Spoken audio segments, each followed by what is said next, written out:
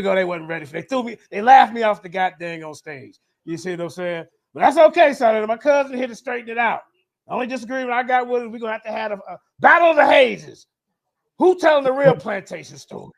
All right. Let me ask you the question, brother Rod. Go ahead. About the women. Damn, what I was going to ask again. Ask about the women. Are the comedic stories real, or would you say this is all just a myth? And can we live in these stories? Can we live out? Can they do good for us in this day and time? The stories of the ancient comedic people. It depends on it's depend on anything you use. It depends on how you use it, what you can get from it. Mm-hmm. Right. If you want to get something from the teachings of Kemet, a good place to start is Muwada Ashby. He out in Florida, and he's the Egyptian yoga teacher, but he's also an Egyptian historian. I know who he is. Right. So that's a good start. Like, for instance, how do you apply what they was teaching in ancient times to your modern day life? That's not an easy task. And sometimes we need help because we don't really understand a lot of the stories that they telling, because they paint these pictures with totem animals, but we thinking that they talking about people instead of energy. They talking about the energy of the totem, right? Some of them are composites, like Tawaret got the alligator spine, the hippopotamus body, the woman's mammary gland, human hands, and the hippopotamus head, but she's carrying the cleaver, right? That's a whole bunch of information packed in one picture, right? So the stories is as real as your mind make them, because your mind is what determines what's real and what's not. It's like Dr. Delbert Blair once said, nothing is truth until you decide what truth is. You have to decide for yourself what your truth is. And then you have to live your life according to that truth. And sometimes it might require you to study something that you wouldn't normally study. Like, I didn't know why am I studying forensic profiling? I didn't know why I was studying that, but it makes perfect sense in retrospect, because now when a person is doing stuff, I'm watching the character and it's fitting out a character, somebody else is involved. Right? That's from studying forensic profiling. It becomes so obvious that it's like a green thumb on a red hand. You can see it, it sticks out. But if you don't study that type of information, you won't ever use that type of information in your critical analysis of what you're dealing with. Okay. What role did Thor play in the Anunnaki conflicts? And you say Thor? Yes. What role did Thor play in the Anunnaki conflicts, and how does he relate to characters in other mythological stories? So, first of all, Thor is a Greek story. It's a European story. It's not a Sumerian story. Right. But they get the Nephilims. Right. So Hercules, Samson, Goliath. Hercules is a Greek mythology, and it's sometimes it's a Viking story. Well, I'm saying, Elder, though, those are the Nephilim. That's part of the answer, son. They were Nephilims. Right. All right. So let me. You're right with Thor. Right. So let me ask you this one then, Rod. Let me switch it up. How did the Anunnaki wars impact human development and civilization? Because they got what's called the Scrolls of Destiny, which they call the 10 Scrolls of Buddhist Wisdom, which is how to run a massive operation like Earth as a company. How to hold on to leadership, manage resources, and allocate resources in order for you to affect people's lives. The concept of sociology, we think it's only a couple hundred years old, but it's ancient. Sociology deals with the study of groups. And in sociology, by studying the group, you know how to put what's called triggers in there or antagonists to steer the group in the direction you want them to go. Right. And all of the information is geared toward the control of Earth and the people of Earth. Because very few of us know, very few of us is aware of the varying different God stories from around the earth is all the same story rewritten to fit the local culture. And when they rewrite it to fit the local culture, it changes the expression of what's being done by the so-called gods. All right. All right. I'm gonna get to you guests in a minute. What is the significance of gold to the Anunnaki and how does it relate to human consciousness? So one of the names of them is the Shining Ones, and another name they call them the Golden Ones. And the gold in its monoatomic form, or as they call it in Kemet, couscous, is been used by Anunnaki and Earth priests for thousands of years. But they also found, according to the tablets, that this gold can be used to rebuild the atmosphere of Nibiru because it was being depleted. In other words, they had a hole in the ozone layer. So to patch the hole in the ozone layer, they needed massive amounts of gold that could be reduced to the monoatomic form and put into the atmosphere. Okay. Let me get on over to Nazarene. Ready for that type of, I brought that out 5 years ago, cuz. Let me get to Nazarene Essence. What's up, brother? That scene. Peace, huh? Peace. That scenes. Go ahead. Peace, brother. Peace. Hey, Rod, Chief Pontiac. I want to salute you, man, and give you your flowers and just let you know I be checking you out, man. And I appreciate it, brother. I appreciate you. Now, my question is this: were the Anunnaki? What up, Nazarene? Shalom, Maki. Keep speaking out of turn, bro. Was the Anunnaki black gods or aliens? Good question. Good question. I like that. Well, depending on what you mean by black god and alien, because a rock that comes from outer space is an alien or extraterrestrial. So mean what you mean by black guys. We have this this understanding that everybody is heavily melanated throughout the cosmos, which is not true. But the heavily melanated ones throughout the cosmos appears to be the ones who's been involved in skywalking or interstellar travel for the longest period of time.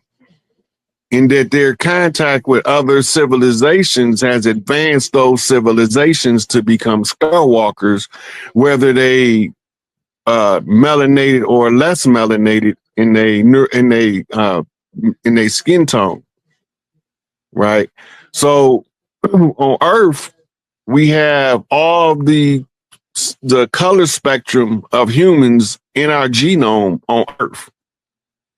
So we would suspect that if we have any genetic ties to the ones they call the black gods, that they would have the same genetic trait for skin pigmentation depending on where they was at, and they probably had more conscious control on who to give massive amounts of melanin to and who to reduce it on in order for the environment they was adapting to. All right. Cool. Appreciate that, bro. Appreciate it, man. Yeah, let me go on to my big brother Apostle. You got any more questions, Apostle? Are you good?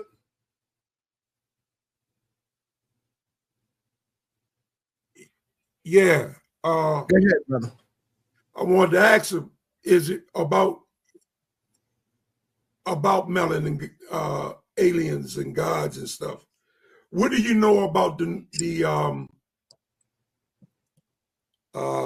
what's this? These blonde You talking about the Nordic races of extraterrestrials? Right, the Nordics. The Nordics. Yeah, some of them are Arcturian, some of them are Pleiadian. Right. And they got a couple of more lesser star systems that they inhabited.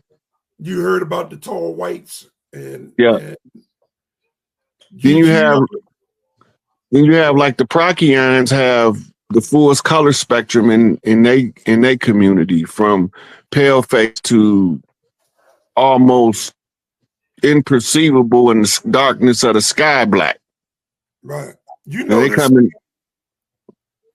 This thing they call sleep.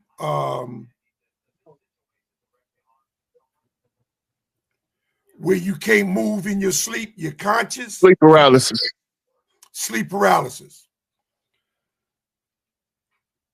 I used to get it when I was young. My sons get it now. Eventually, I grew out of it. I don't know, somewhere in my 50s, 40s and 50s, I stopped having it. But when I was 17, I initially wanted to experience, I usually wake myself up, but I wanted to experience the full effect of it. And I tell you, man, I thought I saw what could be determined as a shiny one. I saw a form of a being that literally glittered, and it came to me. Scared the hell out of me, and I forced myself to wake up. I never did that again. But that is an experience that I experienced once. And it puts me in mind of where they talk about the gleaming ones or the shining ones. Are you familiar with them? Yeah. And when you see them in the dream state, you normally looking at them in what's called the whole light form, meaning the light body, not their physical body. Most of us call the light body spirit or soul, right? But we keep believing that our body is who we is, and that we not using our body to express who we is. So we have access to information that's non-local. We can see things with the mind that the body, when you around it, you can't see it. Right? In the 3D form, you can't see but 1% of the light spectrum. That means 99% of the light spectrum. There's something going on over there, but you can't see it. Right. Right. And when you in the sleep state, you in fourth dimensional mind matrix. You can see more because you're using more of the mind in that state than you could if you was awake in your 3D body. Exactly. Right. So the psychic abilities is the higher senses of the spiritual self to perceive additional information that's not available by looking with the eyes, listening with the ears, smelling with the nose, or tasting with the tongue. But your higher senses can use your lower senses to translate the information for you if you understand how you talk to your higher self. True that. All right. Okay. Moving right along. Can you elaborate on the concept of Earth as a free will universe versus the Anunnaki restricted will universe? In a restricted will universe, it's going to make it easier to understand the free will universe. In the restricted will universe, everybody had to follow what the rulers say, no matter what it is. Period. In the free will universe, you have the right to disassociate from anything that doesn't agree with who you are as a person. Right? So a person might come up and he might be wearing a jalabia and a turban, and then he want to tell you about Islam. I don't want to hear about Islam. Right? Or it might be a dude knocking on your door from Jesus Christ and the Latter-day Saints coming to propagate the church. I don't want to hear about what you got to say. Right? That's not my paradigm. I don't accept that paradigm. You can do that in the free will universe. In a restricted will universe, the ones with the authority is clearly identified, and you got to do what they say. So How- here, Oh, go ahead, brother. so here under free will, you have the right to plot your life out if you understand how to do it and follow the steps to make your best life. Right. But in a restricted will universe, it's like being in a permanent caste system. You only do what the leader tell you and you don't do nothing else. But that can vary, right? Not just universally, but from country to country. It can also, like in India, they have a caste system that's firmly fixed. Right. All right, Right. hold on, Apostle. I wanted to finish asking this question too. Yeah, I know. I just wanted clarity on that. When we talk about the Anunnakis, every time I look up the Anunnaki, it's always looking like a European man. The Anunnaki look European. Where's the Anunnaki women? How come we never talk about the women? Because if it was Anunnaki men who were giants, what about the women? Were they giants as well? They talk about a lot of women in the tablets. They talk about a rich gal. They talk about Inanna. They talk about Ninti, Mamie. So they talk about them, but we so patriarchally oriented that we don't hear the female name when we talk about other stuff that's promoting the female gender. If it's propping up the feminine, the patriarchal, because part of the war is patriarchal over matriarchy, to subjugate the natural matriarchy out of Earth. The only way they can turn Earth into a restricted will universe is to win it by military conquest, or by all of the people on the planet, or the majority agreeing to go along with that restricted will dogma. Most of us don't want that stuff. Even the ones of us that don't agree with Rod Hayes, because you got a right not to agree. And anybody tell you got to agree with everything they say is trying to control you to your detriment, but they benefit. So, go ahead. Yeah. The chief scientist was a female, wasn't she? One of them. Yeah. Insecure, or I know it's Enil's sister. That was a Richka gal. Yeah. She was the one. She was the one who first successfully carried the hybrid between Anunnaki and the Homo species that created us. She had physically carried that fetus, according to the story. Yeah, he right. Yeah, that's what it say in the story. But they say that was Inanna that carried the baby, and she said, "Look, I have gave birth to the first man." Right. Right. If you're talking that side, you're on mute unless you're on the phone.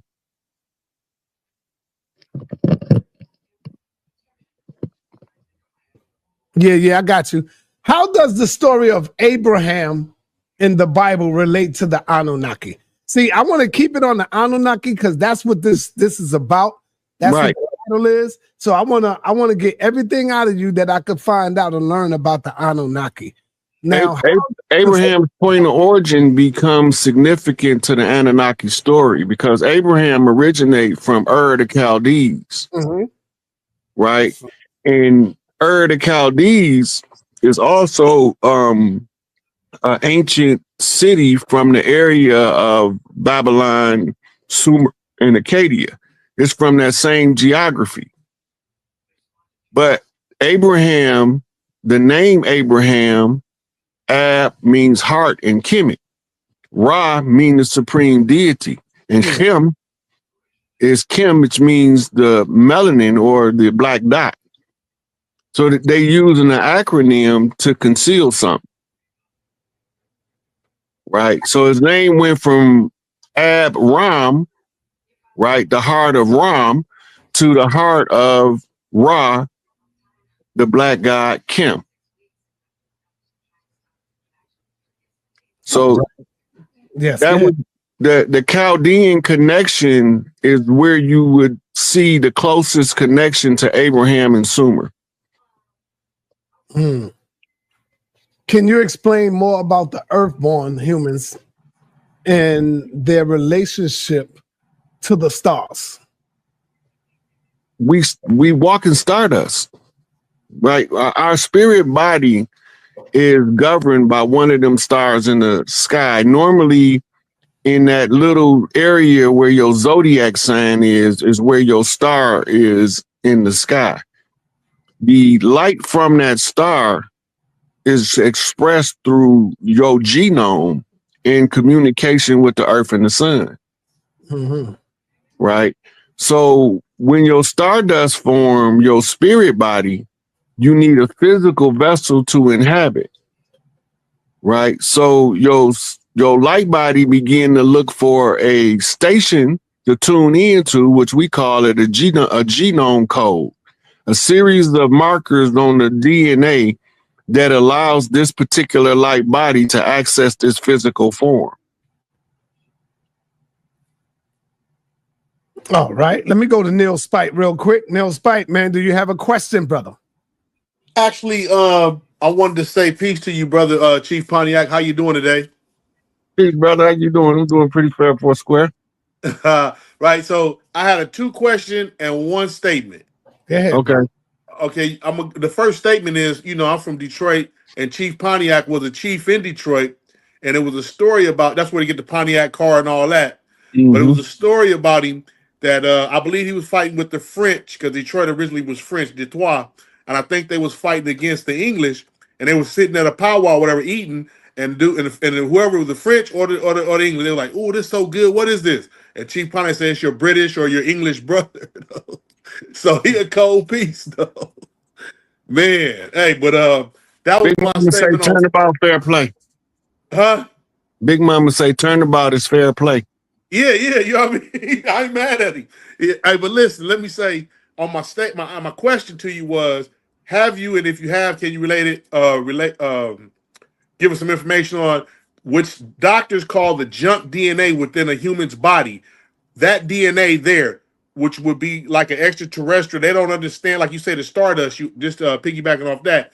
Would you say that the junk DNA they don't understand is the actual conscious level of something that you can tap into through like Ra'u Nefer Ahmed's meditations or Muada Ashby?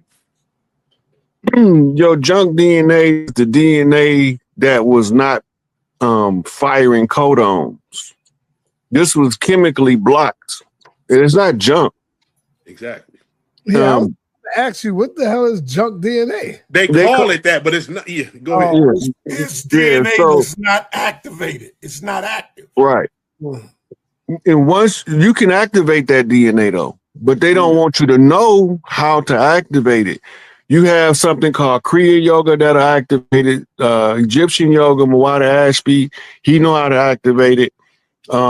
We got different secret societies that teach certain individuals that they know how to, they can control them. They teach them how to activate it so that they can exploit their gifts. Right? You got to remember, most of the secret societies is nothing more than handlers of people who don't know who they are, to try to prevent them from discovering who they are, but express all of their greatness from within so that somebody else outside of them can control it, which is a concept adopted from restricted will universe. And my last question to you was, do you think there's some deep wisdom in the Meretic undeciphered script, the Meretic from Merowe? It's wisdom in anything you read. But a lot of times the wisdom is not in the written, it's in the error. The wisdom come in the error as a Freudian slip of a piece of truth that they wasn't supposed to say. Hopefully one day we can decipher that script. I yield the mic. All right. Right. Let me go on over here, brother Dizel. You got any more questions? Yeah. I want to fire it up just a little bit because that my first question that I asked him, he was kind of politically correct on it. So let me frame it differently. So when it comes to people who follow certain faiths and certain gods, is it that, putting it together with the information that you're bringing concerning the Anunnaki, is it not probable that a Muslim or a Christian or Hebrew Israelite, they're not worshiping the actual Most High, the supreme being, that they're more likely worshiping one of these Anunnaki beings. Because according to the stories, the Anunnaki chopped up the earth, and different ones, you know, own different sectors. Would that not line up better with why, you know, certain people thought that their God told them to go and conquer these people, take that land? Does that not sound like something that a being would want you to do? Not God, but a being that's more advanced than us, probably older than us, but still has personality traits similar to us. Does that not line up better with what we have a lot of conversations on, and when we find contradictions in the Bible, etc.? Can it be that all of this come from Anunnaki beings? It's totally possible, because the reason why I say that is it is known from studying the genome that we have something called a worship gene. And the worship gene is the gene that make you look outside yourself for your source of validation of divinity.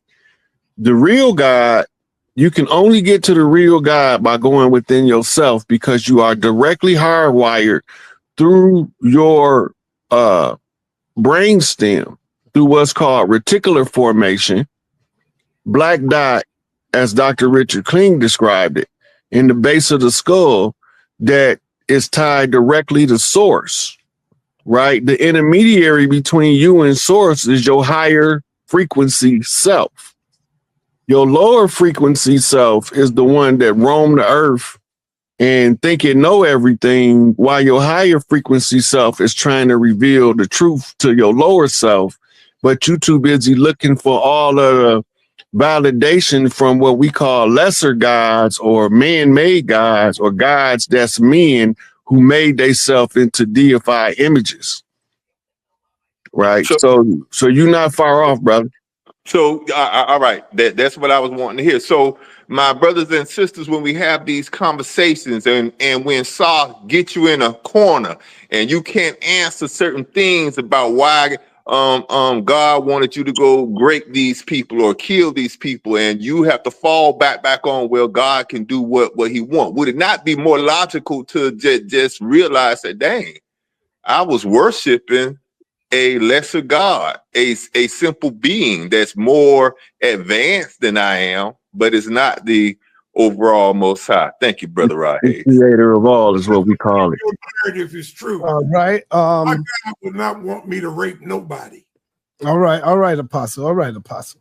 Come on, man, with that nonsense. Does Brother Rod, does Nibiru exist? And what scholars besides Zechariah Extension believe in the planet Nibiru? Nibiru is talked about in science as the 10th planet. It's called the Rilo 7. It got other names that the scientists gave it that's not Nibiru. The blue planet. Right. Yep. So when we talk about it now as Nibiru, yep, that's what Nibiru means, planet of the crossing. But when we call it the Nibiru, modern scientists have other names for it. So we believe that Zechariah Extension, Eric Von Daniken, Malachi York was heretics when they talked about it, but they're still in their science books. But they just don't call it by the name Nibiru. They call it Planet X. They still looking for it, trying to figure out where is that. I remember Steve Coakley was the first one I heard talk about Nibiru. How about you, Rod? The first thing, I had a book called Gods, Clouds, and Extraterrestrials. The first place I read about them. Oh, okay. It's in the Bible. It's called Wormwood. And being that you jumped out the window, Apostle, you got to stop this, man, when I'm up here, man, talking about God don't want you to grape nobody. He don't. Yes, he do. It's in your Bible, brother. In war, when you're in war, right? That's what you used to say. Hold up, stop for 1 minute. Stop for 1 minute. You say it's all right when you are in war. Remember, we've been saying this for damn near a whole year, and y'all excuse was, oh, well, we are in war. So if you capture your enemy and then you see a beautiful woman amongst them, you could take them home and lock them down for 30 days. Be quiet, let me finish. You can lock them down for 30 days and you can go into them after 30 days. Brother, that is first kidnapping when you take them from where they was at to your place. That is kidnapping in today's world. And then when you go inside of them after you have killed her mother and her father, she have not welcomed you into her, brother. She's only afraid because she know she will be killed if you don't, she don't allow you. So yes, God, according to the Bible, does let the Israelites grape them. Well, let me finish. Does the Israelites, they do let the Israelites grape them. And I know it hurts. I know you're upset about it. So you can go ahead and lie on the scriptures all you want. I can pull it up and show it to you. Yeah, but nowhere in that scripture does it says that the person that saw the damsel and found her to be attractive is the same one that killed her parents. It don't say that's the person. It says her parents died in battle. Incorrect. She has nobody. It does. It's not no incorrect. Incorrect. I dare you to pull it up. I dare you to pull it up. Yeah. You pull it up. I dare you to pull it up. It does not say incorrect. It does. Person, it does not say that the person that finds the beautiful woman is the one that killed her mother and killed her father. It does not say that he forced himself on her. Okay, it let me not say. It says, and you desire her as a wife. You do not rape a wife. Okay, all right. Apostle. Listen to me, being that you jumping out the window. Can that woman who have been taken from her household, can she refuse him going into her? Yes or no? Yeah. Can she say no? See, damn, you can't even keep it real, man. He can say no. On, brother. I'm not saying even keep it real, brother. He's going to listen to her. You can't even keep it real, man. But she can say no. No, she can't. She can. All right. Let me move on. Is she, hold on, watch this. Is she a prisoner of war, Apostle? She's a prisoner of war. Can a slave say no? Hold on, stop answering me. Can a slave say no to her, to the man who's trying to come on to her and rape her? She can say no. It don't mean he's going to listen. She all can right, say no. So that mean is what? It's called what? If he take it, what is it called? If you take it, that don't say you are. You can't even say it, brother. She's look at accepting it. I'm gonna move on. She is accepting it. Okay. No, she's not. Let me move on. No, according to I bet you won't pull it up though. I guarantee you won't pull that up. It's in the book of Deuteronomy. 10. I can't pull it up. Yeah, I know. Let me go on over to Nepal Shaddai. Nepal, I know she got questions for you, brother, bro. Nepal, you got the floor. Right. Thank you, Senator. Peace to everybody in the panel. Peace to the chat and, of course, to the guest, Rod Hayes. I wanted to ask if you would speak a bit about the Ajiji in the ancient text, the actual people called the Ajiji. And I also wanted to see if you agree